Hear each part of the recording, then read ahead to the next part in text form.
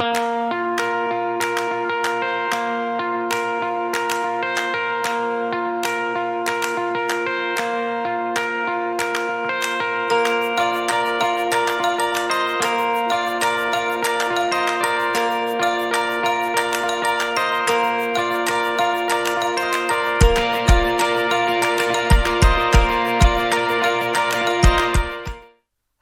and welcome to the first episode of the I'd Love to Be There series. This is the series to watch if you cannot make it to Bett this year.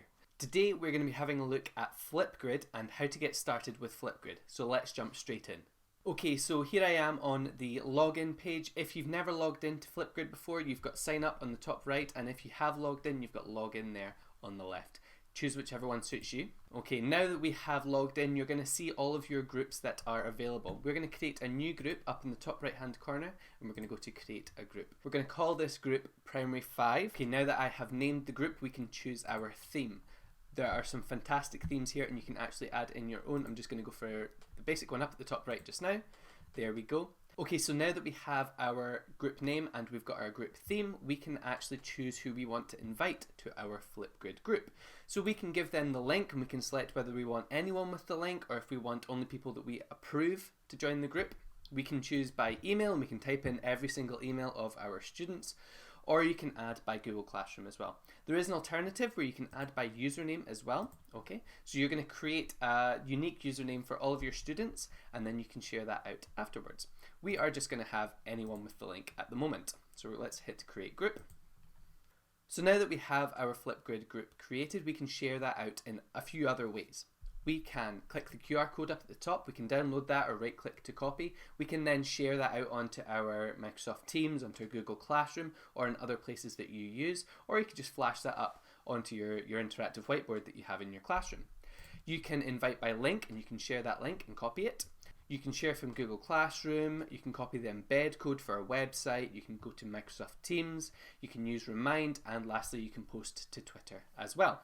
So now that we've shared out our group, what are we going to do? Well, we have our class join code up at the top, so I can click to copy, and if anyone wants to join in from a different account that they're using, they can click join a group and they can paste that in there and they can join from that way. We can add in co-teachers as well if we're wanting to. So maybe you're team teaching with another teacher, maybe you're wanting to join two classes together on Flipgrid, you can do it that way. And the last thing that I want to show you is that it automatically gives you a topic and a question for you to ask of your students. But we're going to delete that right now. So let's go over and we're just going to delete that topic. Okay, totally understand. We're going to create our own first topic. So I'm going to click topic on the right hand side. And now we can create our first topic. So we're going to use this as a getting to know you type topic. So, okay, so here is our title, My Favourite Animal Is. And we've got a wee description in there. Give us 3 clues to guess what your favourite animal is. Leave comments on other videos to leave your guess on other videos. Now we've got a few things that we can do here. We can set the recording time for our videos. I like to make it about 30 seconds. It keeps everything quite succinct and quite short. We can also add attachments, add in photos. We can record videos out with Flipgrid, and we can add things like Bitmojis and stickers, upload videos, add YouTube videos, and we can add integrations as well. I'm not going to do that just now. I'm just going to hit post topic. So remember, this is the topic description, and this is what all your students are going to see. Post topic. Hooray, so our topic is ready. So we can share that out with others if we want to. I'm just going to click on the X here just now. So what do our students see here? Well, when I click on member view, okay, so this is what your students are going to see. They're going to have the title up at the top and they're going to have the description just underneath, and there they have the ability to add in a response. So I'm going to hit add a response. So I've had to get rid of the video down on the left hand side there just because I can't have the same camera running twice. So down on the left we have our options. So this is where you can mirror your video, so now that reads properly. You can upload a clip if you want to, if you've already recorded it on a camera, phone, whatever you're using, and then use the web version to do that. You can put on your mic only and you can turn off your camera. I like the camera on. We can have mute and unmute as well. We can record the screen if we're wanting to, so that's going to display everything that's on the screen behind us. And then lastly we've got our device settings, so you can see which camera you're using, which microphone you are using as well. Let's go back. Now before I start recording, we've also got a few settings as well that we can do. So effects, Here is where you can add in a filter so that you can make yourself look nice. Maybe you're on a beach somewhere. Oh, black and white, I quite like that. I'm going to turn that off just now. We can also, effect. We can also add in text as well. So this is maybe where you're wanting to put in all of your clues up there. You could have them written, and there I can actually move that around to where I want it to be. You can actually change the text style and font as well, so it really suits you. We can add in a pen as well, so I can start drawing if I'm wanting to.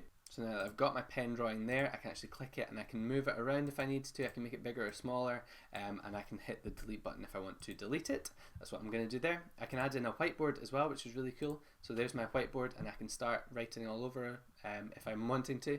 I can also add in note paper and graph paper and that kind of stuff. So there's loads of different things that you can add in: GIFs, stickers, you've got photos. You can also add in a frame as well if you're wanting to. Oh, look, I'm a DJ. Nice one. So yeah, there's loads and loads of different things that you can actually add in.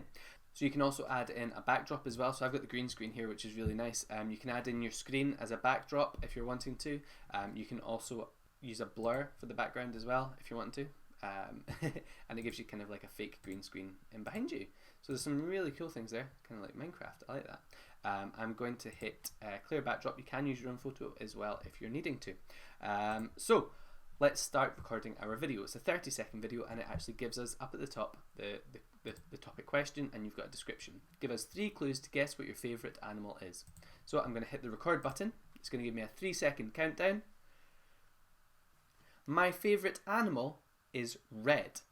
My favourite animal is small. My favourite animal can be found in Scotland. What is it? So there is my video. If I'm wanting to retake any part of it, I can hit the retake button, and it's going to delete all of this and you can retake it. I'm just going to hit next. My favourite animal is red.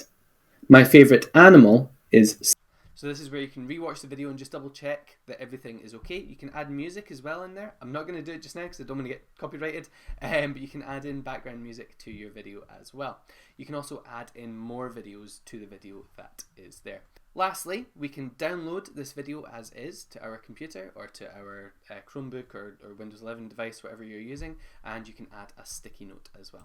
I'm going to hit next, and I'm going to include a caption. So here I like to include the student's name or their nickname if that's what you're doing with the usernames. So I've got here Niall. My favourite animal is a. I can include a link if I'm wanting people to click things, and lastly we can edit a cover. So that is where you can select a frame if you're wanting to. So from throughout here you can choose one that you think looks good. I'm going to choose a rotten one there. Yep, that's rotten. And just hit confirm. You can take a selfie, just take a photo. You can upload a photo, and lastly you can add a name tag as well. So here we've got just Niall R. I like that one. Let's hit confirm. And there we go. There is our cover. So let's post to topic, and now we are uploading our answer to the topic question. So here we are back on the teacher view now, and I can see that one person has actually left me a response. So if I click on this one, it's going to start playing. We've got the captions there, which is good, and we've also got the immersive reader if there's any text to be read. So now as the teacher and as a student, it looks very similar to this. We can actually comment, and we can start putting in our answer. So I can make the comment a private comment or a public comment. I'm making it public and I'm hitting send. And now that is how you add a comment to someone else's Flipgrid. I'll see you on the big screen in just 2 seconds. Okay, so that is us for the very first episode of the I'd Love to Be There series. I hope you've enjoyed today's video on Flipgrid, and I look forward to see you on our next video. I'll see you then. Cheers, bye!